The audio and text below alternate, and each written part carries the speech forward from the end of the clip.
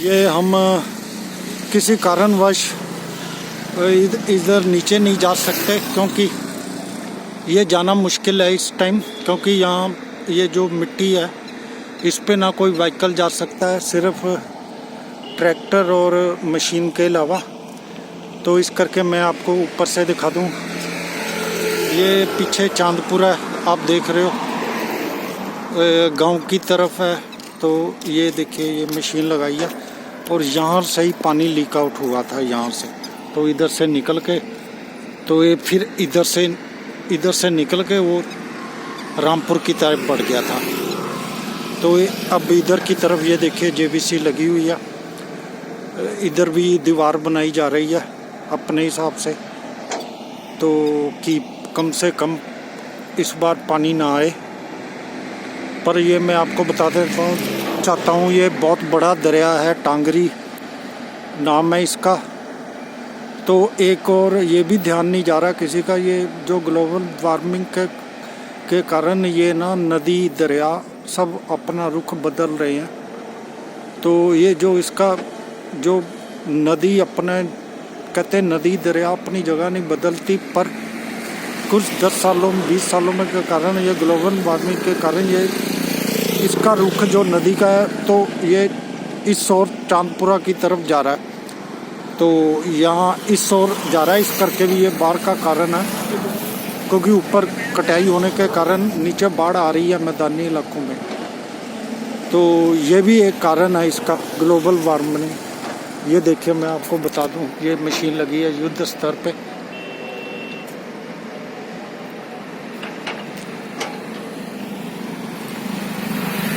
तो ये 2-3 सालों से काफ़ी अम्बाला डिस्ट्रिक्ट में बहुत ज़्यादा तबाही हुई है बारिश के कारण। ये जो टांगरी रिवर का पानी ओवरफ्लो कर गया, बाहर आ गया।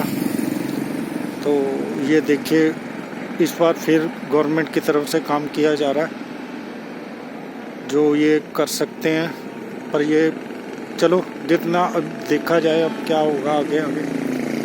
ये मैं आपको दिखा रहा हूँ 29 अगस्त के बाद देखिए ये हालात हो गए थे, हुए हैं, अब जाके ये दोबारा काम शुरू हुआ है। तो ये मैं आपको दिखा रहा हूँ और दूसरी साइड भी दिखाता हूँ आप। ये जो मेरी पुरानी वीडियो में भी आपने देखा था जब मशीनें यहाँ चल रही थी, तो उस टाइम भी इन्होंने ये ऊपर ये बना दी थी वॉल। तो इस करके काफ़ी कुछ हद तक बाढ़ का खतरा टल गया था। पर जो ये इस टाइम में 5 बज गए हैं, 5 बज के कुछ मिनट पे चल रही है वीडियो। तो ये मैं आपको साथ में टाइम भी बता रहा हूँ। तो ये जो वीडियो में आप पुरानी वीडियो देखे ना 29 अगस्त से पहले की है टांगरी पे। तो यहाँ खुदाई हुई थी। ये बाढ़ आने के बाद देखिए कैसा इसका नज़ारा दिख रहा है। देखिए उस साइड भी ये मशीन लगी हुई है जेबीसी, ये बाउंड्री वॉल बना रही है कि यहाँ से पानी लीक आउट ना हो जाए ये चांदपुरा की तरफ से। तो इतना बड़ा दरिया को बांधना बड़ा मुश्किल है।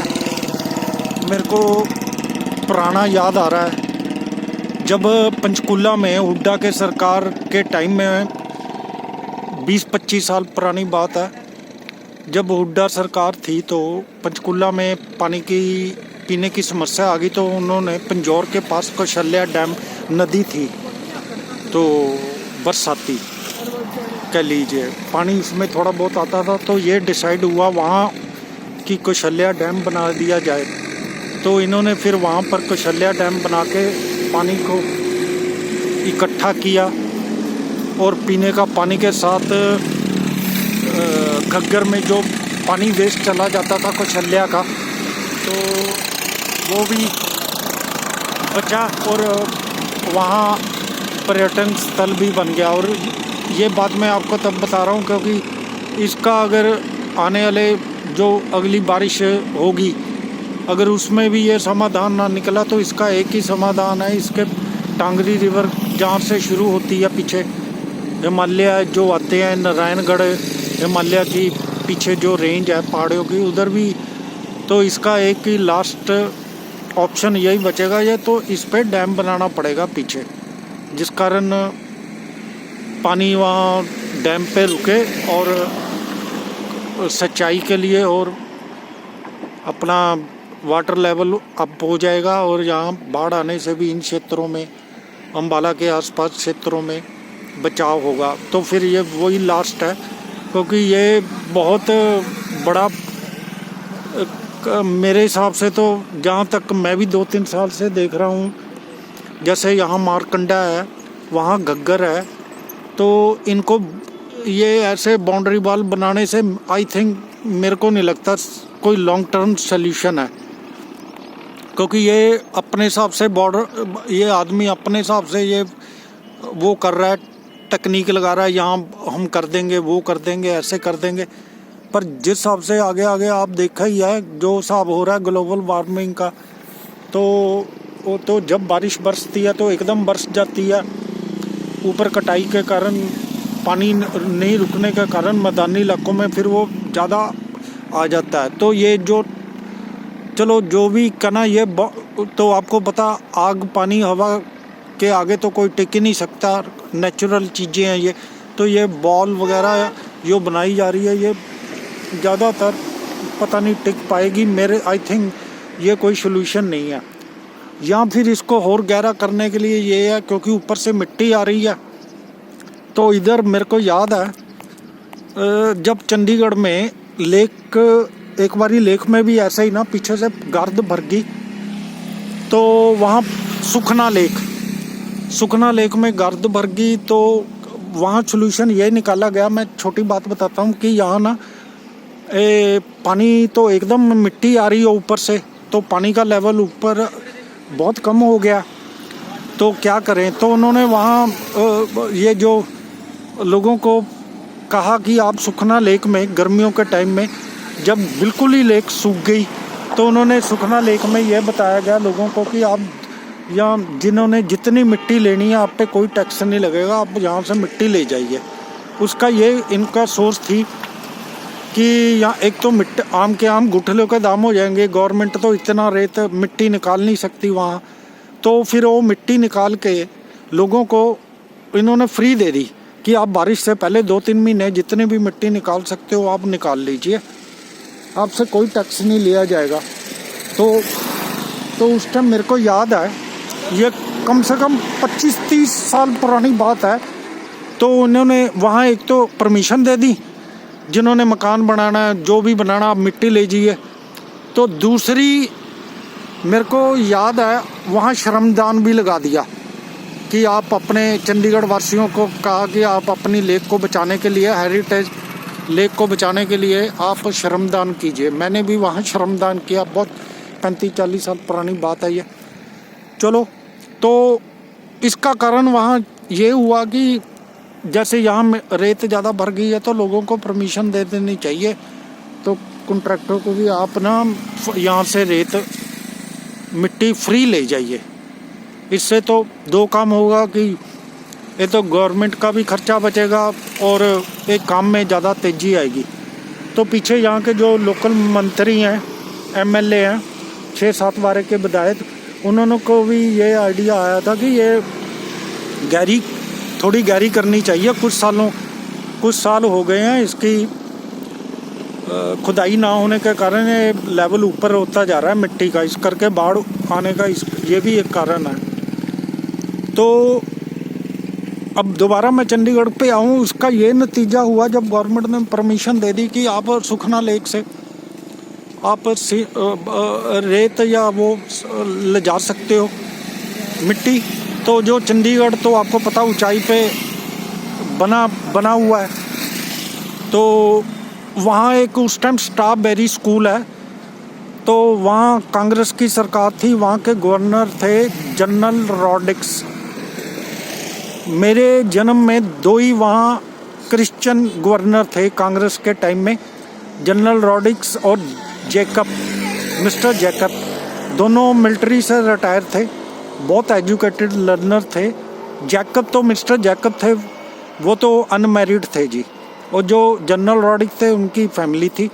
तो उस टाइम वहाँ एक स्ट्रॉबेरी स्कूल बन रहा था, तो सुनने में आया था उस टाइम वो जो स्ट्रॉबेरी स्कूल है संजय पब्लिक स्कूल के पास है, वो सेंट जॉन्स के पास ही है, वो सेक्टर 26-27 के पास पड़ता है वो। तो वो उन्होंने उस टाइम उनका कुछ शेयर था वहाँ हवा भी उड़ी थी। ये जनरल रॉडिक्स का स्कूल है स्ट्रॉबेरी जिसका नाम है, तो वो स्कूल बन रहा था, तो 200 ट्रक उस स्कूल की नींव भरने में लग गए थे। तो उसका ये रिजल्ट हुआ, तो लोगों ने काफ़ी अपना वहाँ से मिट्टी निकाली और शर्मदान हुआ। तो ये मेरे को आज भी वो बातें याद है।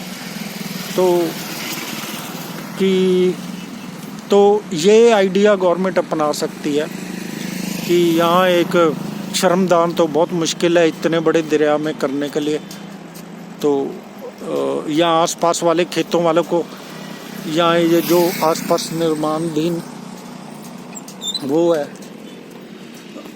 मकान वगैरह या जो बिल्डिंग है, उनको परमिशन दे देनी चाहिए कि आप मिट्टी ले जाइए, इससे एक पंथ दो काम हो जाएंगे। आशा करता हूँ आपको ये जानकारी अच्छी लगी होगी। तो ये सच्ची घटनाओं पर आधारित है। तो मैं आपसे आशा करता हूँ इसको ज़्यादा से ज़्यादा शेयर कीजिए, लाइक कीजिए, कमेंट्स करिए, तो पता चले कि आपको ये जानकारी अच्छी लगी, तो गवर्नमेंट के पास जाएगी तो अच्छा लगेगा। शायद हमारा जो इतने साल का भी तजुर्बा वो भी काम आ जाएगा। तो हमारा इस चैनल के उद्देश्य से किसी को ऊपर नीचे करना नहीं है। तब भी थोड़ी सी खेद हुई, तो आशा करता हूँ किसी को ठोस पहुँची, उसके लिए आपसे क्षमा करना चाहता हूँ। तो इस अब हम लास्ट ब्लॉक की तरफ जा रहे हैं, तो ये देखिए। और आशा करता हूँ ये लोग आपसे सबसे हाथ जोड़ के करता हूँ, ये मैं आपको बता रहा हूँ, अपने ये नदियों को कूड़ा करकट ना डालें, साफ रखें। तो अच्छा नहीं लगता ऐसे ये फिर तो गंदा ना करें ज़्यादा से ज़्यादा। जो आता कूड़ा डाल जाता है, देखिए अच्छा नहीं लगता, इसको ना डालें। तो नदियाँ नाले साफ रखें। धन्यवाद आपका।